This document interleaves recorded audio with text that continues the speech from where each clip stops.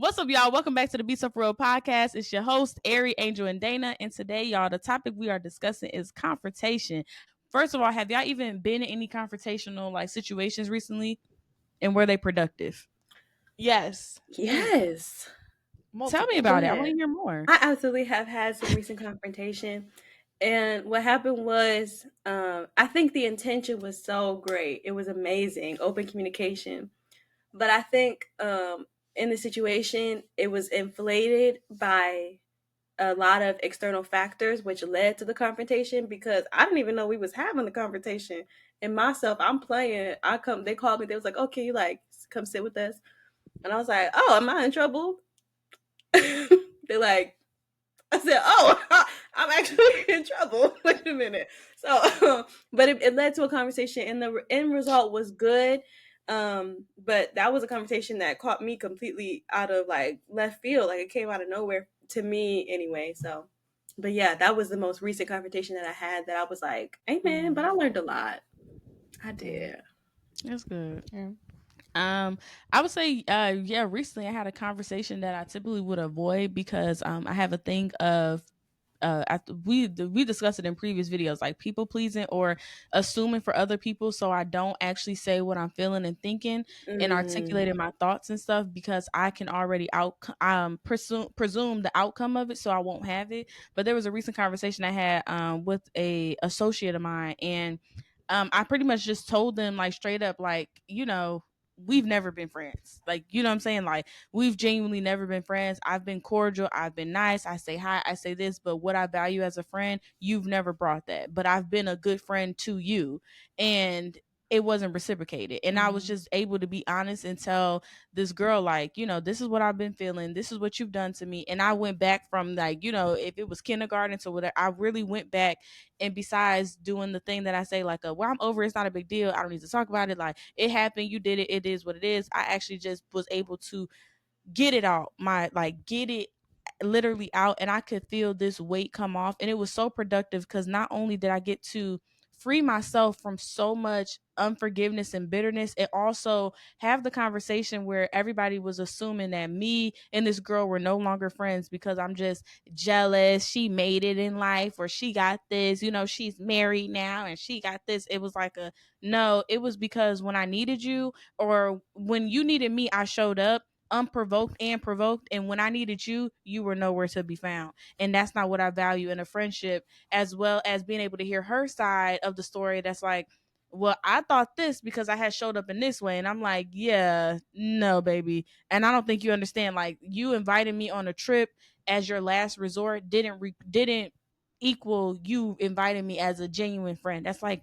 oh, well, you were my bridesmaid. I was your bridesmaid because your cousin was unable to come because she told you already she would not be there, not because I genuinely was a bridesmaid. So it was just like we were able to have this conversation where she said her piece of the same instances that I had, and I was able to get these things off my chest versus keeping them inside and going off with this macho, I'm so healed, I'm okay, it is when people do me wrong, I'm so used to it. But it was like a, no, you hurt me in this way. And it had unlocked so much that I kept having productive conversations of things that I would look at as confrontational. That was like, if I tell you that you made me mad by not hearing me out, you're gonna get upset, and then if you're upset, you're gonna say something wrong that makes me wrong, that makes me mad. Now I'm not gonna talk to you, so I'll just avoid it altogether. But inside, I'm literally like fuming, like it's bothering me because I feel like you just got smart. Versus now, I'm in this place where I'm like addressing it head on and realizing not only my tone and wisdom on how I address it, but it's not going as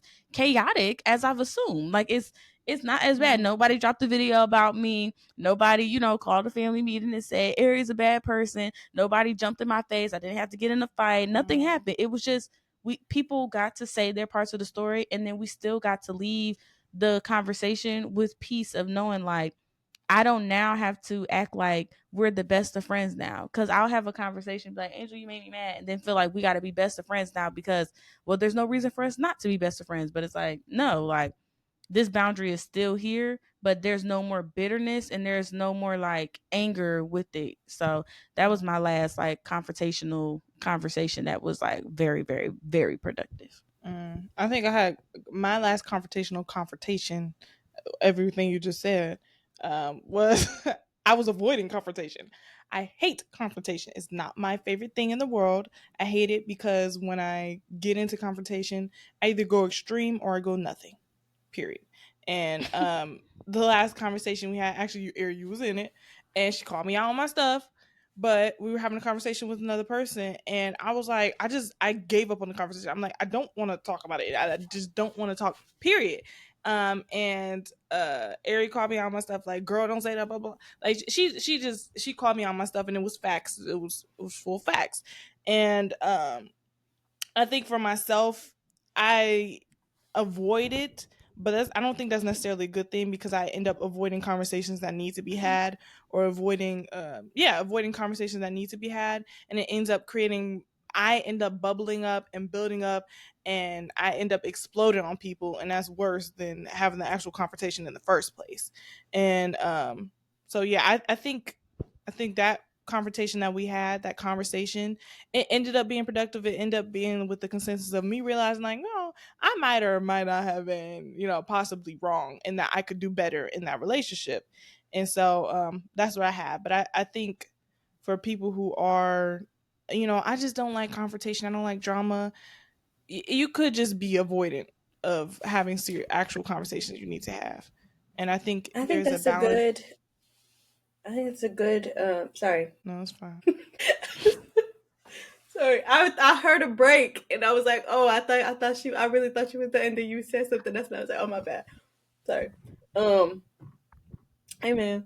But I think that's a really good like kind of segue to the question that I had of being like, do you think that you avoid confrontation because you don't know how to address For confrontation sure. without hurting somebody's feelings? And then if that is the case, what are good ways to everybody? What are good ways to address confrontation without hurting somebody's feelings? Girl, self-restraint. Honestly, not self-restraint in the sense of, like, you can't say what you feel. You can't say anything that you're feeling. But I'm saying in terms of having self-control and being able to be wise about your words, because and knowing the person that you're having confrontation with.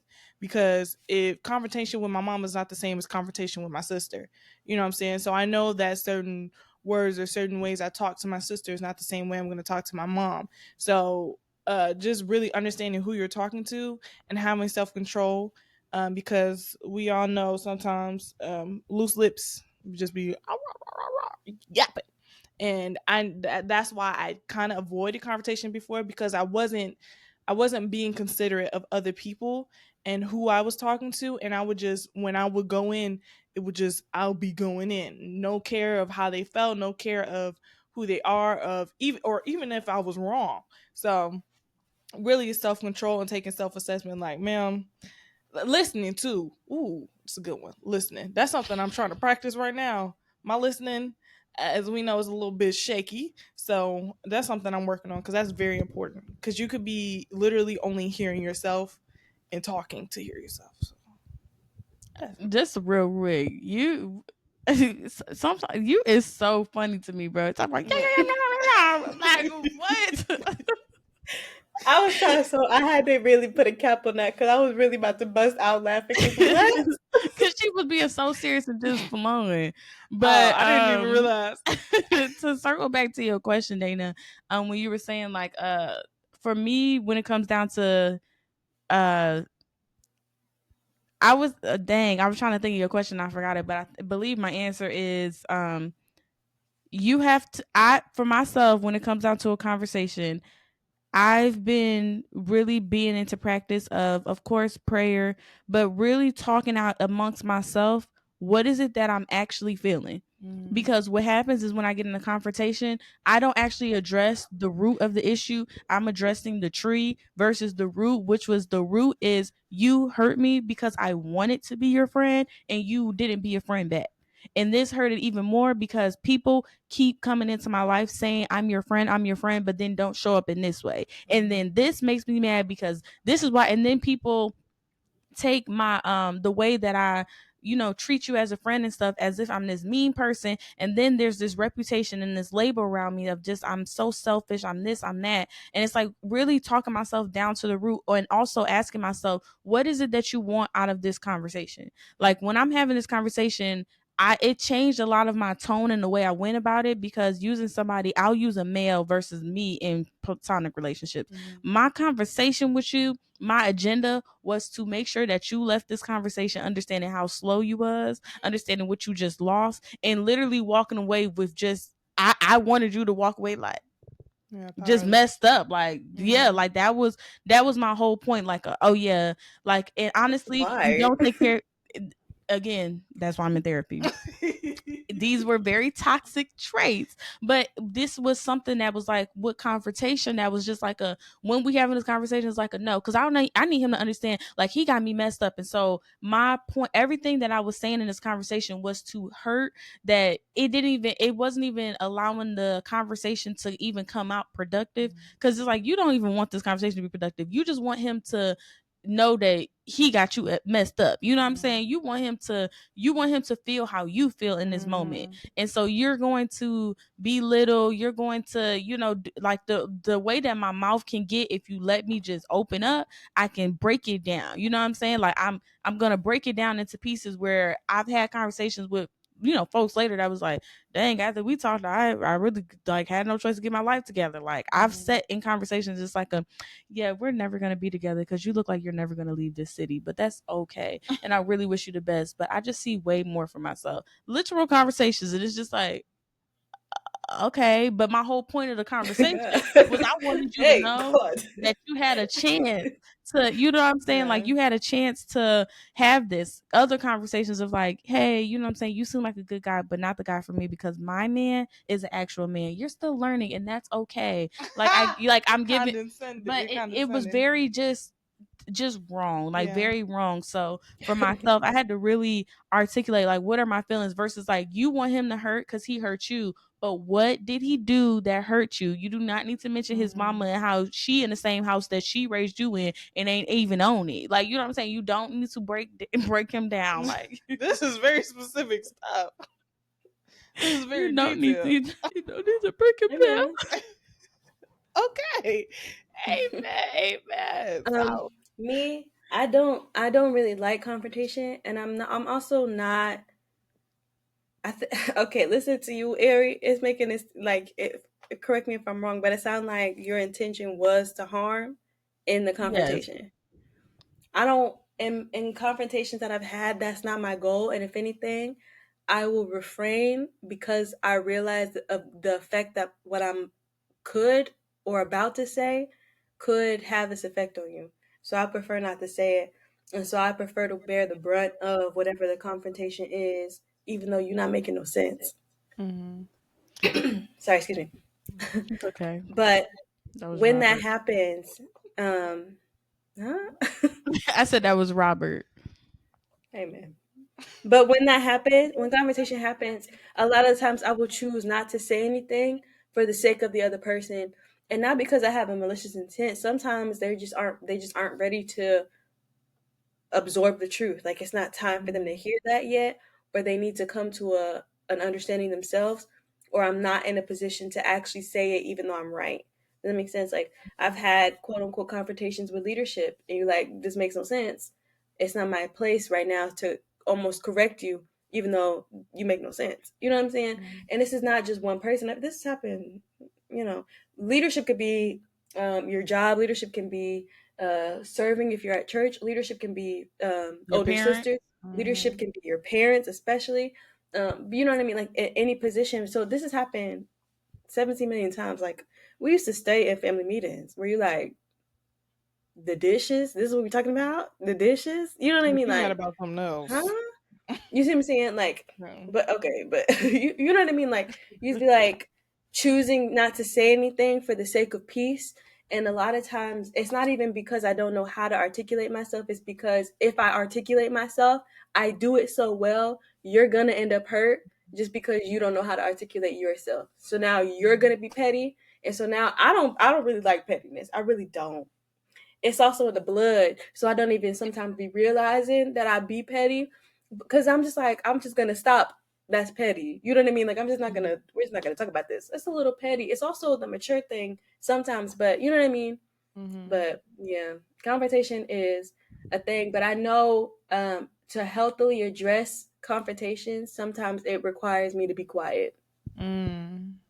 Which is, hey, it be hard sometimes because it's like you really get bubbled up to a point where it be like, that's where that's where I was saying self control is important, because where I'll be restraining myself. I'll be like, it's good, and then they just say something that just goes, oh, you have a, you know what I'm saying? It's just like a switch, But That is not necessarily self-control. That is repression, and that's a big difference. Like I think that's important.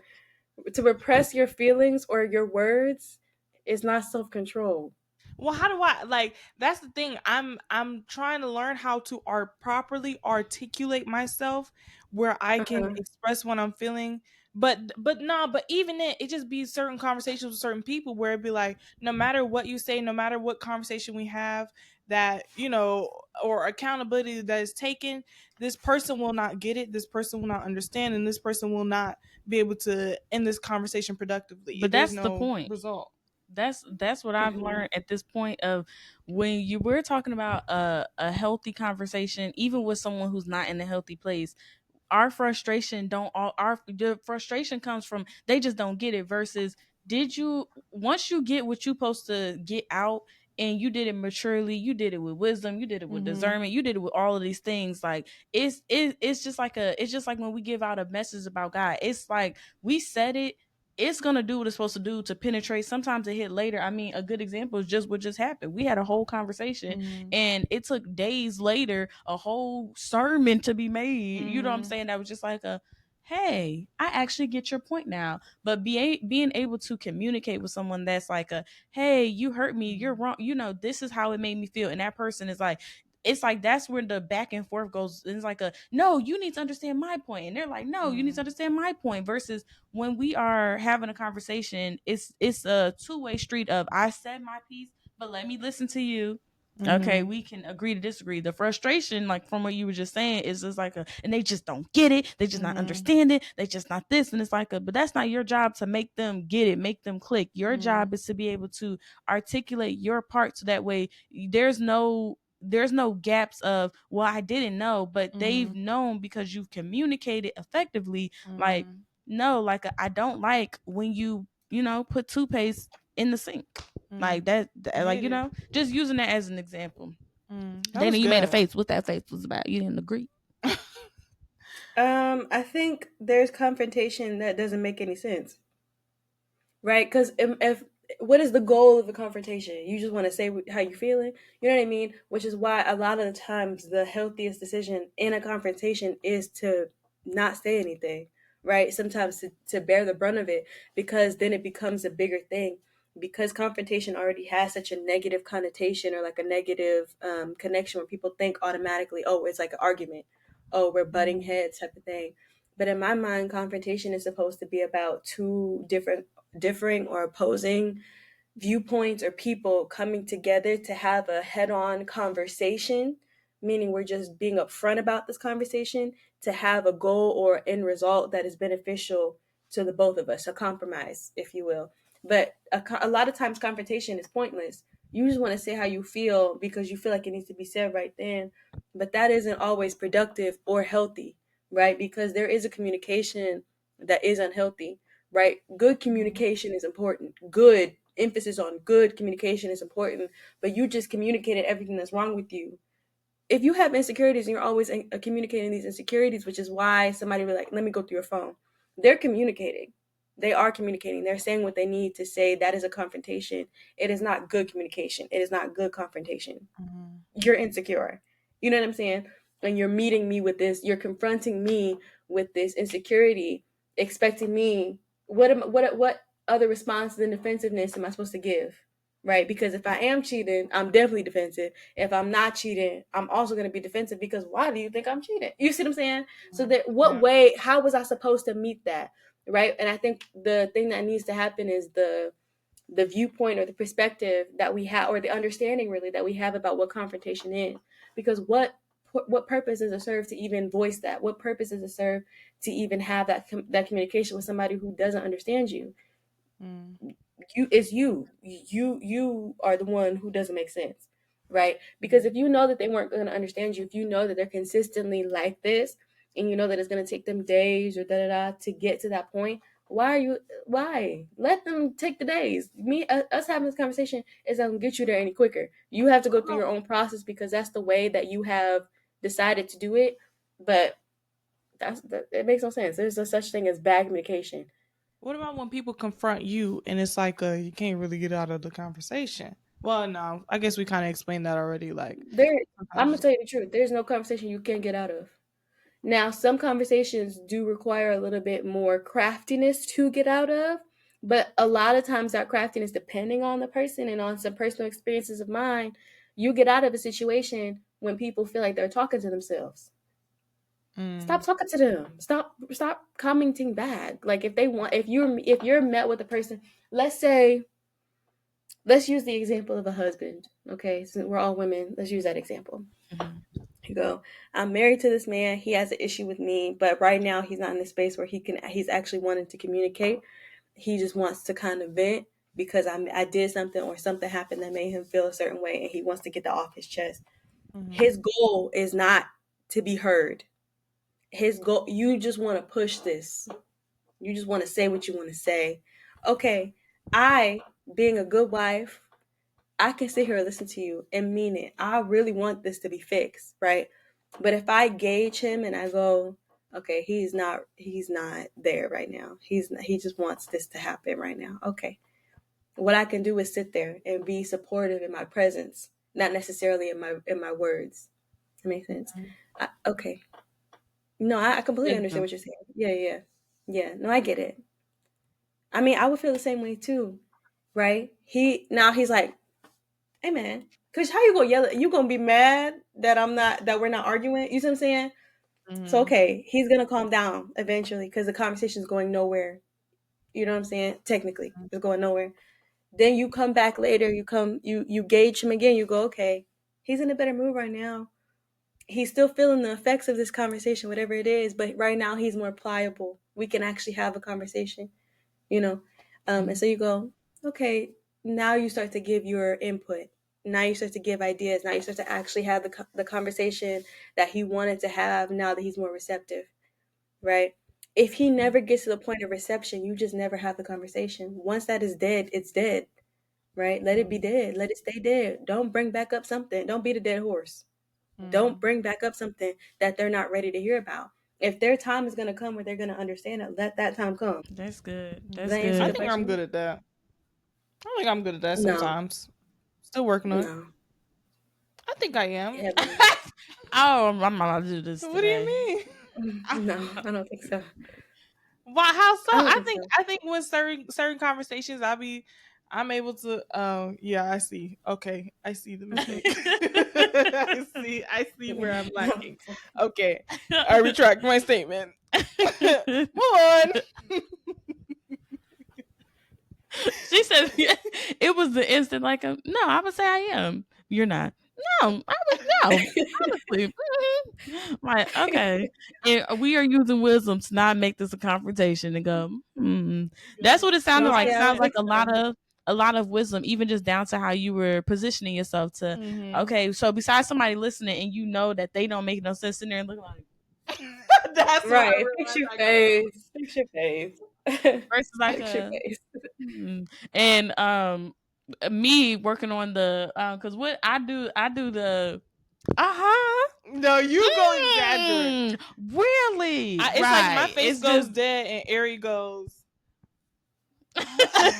and I go, Angel I is don't want to not be and you here. can literally see no one's home right now at all but that draws me I don't be trying. into the our mocha letter of the day. We got a mocha letter. We got a mocha letter. We got a mocha letter. Let's find out what's going on.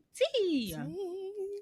Dear Ari, Dana, and Angel, hey y'all, love y'all channel so much. It really has been freeing me up. We thank you and appreciate you. My name is Keisha, and I just been really working on my the whole concept of confrontation and how to deal with that. as well as understanding my play in the conversations. I notice that sometimes I can be the problem, but it frustrates me so bad because I want to get my thoughts out and I want to get my opinion. But I also feel like sometimes people just don't hear me and they already assume what I'm saying and how I'm saying things. And then when they give it back to me, I'm like, literally, that's not what I'm trying to say. So I don't really have a question. I just feel like I would just like any tips or advice on how can I do better in just the way that I carry myself and even with the people I'm around, because in all reality, I want to just never talk to nobody ever again. But that seems kind of wrong, right? Question mark, question mark. No, seriously. Doesn't that seem kind of wrong? So let me know your thoughts. That was a good one. Yes. So that was such a, I love the way that you kind of like were honest about it. When it comes down to your conversations, my main thing I can just pick out is just wisdom. You don't want to be a fool in the conversation and walk yourself into situations that, as Dana has said, that you kind of already know how they're going to go, as well as using wisdom on when you're bringing up these conversations. Are they coming with ill intention? What is the purpose that you're trying to get out of the conversation? And when you are going into these conversations with this purpose, are you doing the same thing that you want people to do for you, which is listen, understand, and really just like a conversation again takes two people, but there's situations when it comes down to us using wisdom on, as Dana said, when a conversation does not need to be said. Sometimes there may be some things about yourself that you need to self-reflect on, you need to work on before you address a certain thing that's in the room. Because I noticed in your message, you just saying like when people give you back what you're saying, but then you get frustrated and you just don't want to talk to them. You just want to like, I'm not even gonna have this conversation. But you're the one who kind of opened up the conversation, and now that they're giving you something back, it's like you almost didn't have all your bullet points before you opened up this meeting and said, hey, everybody is coming into work late, and then someone said, well, you be here late all the time, and you went, that is not what we're here to talk about. And now we're we're on 10 different things. So my advice to you would be slow to speak, slow to anger, quick to listen. That is the word. That is Bible. That is literally given to us for us to apply in our everyday life. So don't just be so quick to move off of something like, oh yeah, it's time for me to confront these things. I've been asking God for holy boldness. It's time for me to go be bold and go have these talks. And it's like, no, it's all it might be a different way for you to do that. It might be time for you to, let's say, write a letter. It might be time for you to, video journal. These are things that my therapist has shared with me. That's like this don't mean that to express your feelings, you got to make a YouTube video, but you are familiar with talking to a camera. So you might need to say a video or talk it out to yourself and hear yourself back. That's like again, are you the one in the conversation who doesn't make sense? Because did that make sense to come to somebody that that's like a mom, I think we should just, start selling peanuts. And you like, that this woman, you've been saying it for years. It's like, what are you trying to achieve here? So really just using wisdom, using discernment, and being patient with yourself, as well as the same grace that's extended to you, have that same grace with other people. But don't expect that same grace when you put yourself in compromised situations with people that have not shown evidence of any type of change. And that's what I would say. Well, you guys, that leads us into tips from an angel. Wonderful. Well, my tip, my tip today, guys, is take it to assessment yourself. First of all, as I've realized today, I've realized this for a little while. I'm working on it, but listening is very, very important. Your body, your mind, your ear. You have more than just these two ears. So when you're listening, you listen with your body language. You listen with your facial expressions. Assess yourself, and as we've clocked myself today, work on it, sis. You don't need to do that RBF face. You could cheese it up a little bit. You can shake it up a little bit. Sit up, be attentive. Because when you're speaking, you want people to pay attention. You want people to listen to you with their body language, to be in the conversation. So, yeah, just listen with more than just your ears, guys. And digest it, okay? And be slow to speak, as Ari has said before. It's in the Bible. Be slow to speak. So that's my tip for today. It's in the Bible. It's the vibe. I'm screaming. It was really good. You really did snatch that right out of my little throat. Just about being slow to anger.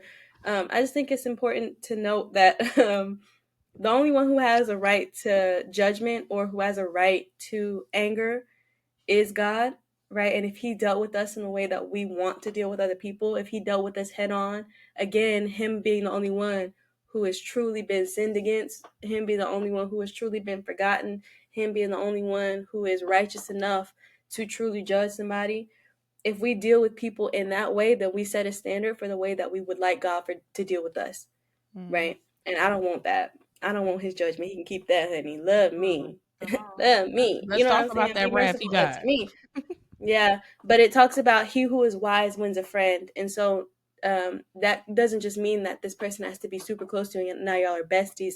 That means he who is wise knows how to maneuver through conversations that are difficult, and therefore wins a friend even in this conversation or even in this topic, right? Because Mm. that's what it's about. And then also it talks about Proverbs is that book, y'all. I'm trying to tell y'all, Proverbs is that Your Yep, thing slapping because word. you it up. talks about it's just so beautiful because it talks about how a hot-headed person or like somebody who is always quick to jump into confrontation, how this person when Mm. they stir up conflict, that they do it because of something wrong with them, because they're greedy, because they're upset, because they have anger. But a person who is calm in the nature that God is and has chosen to rest in, that this person is slow to anger, therefore they are a peace bringer, right? And the Mm. Bible talks about the if I always mix them up, but the peace bringers or those who are peaceful, that they will be the children of God, or they will inherit the kingdom of God. If I'm not wrong, is Mm. one of them.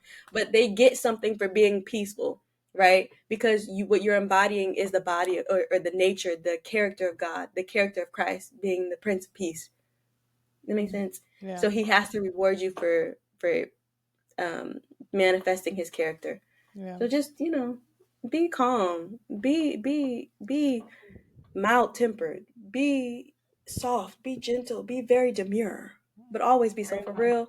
We will All see you right. Monday for our next Monday live. We will see you Friday for our always scheduled content.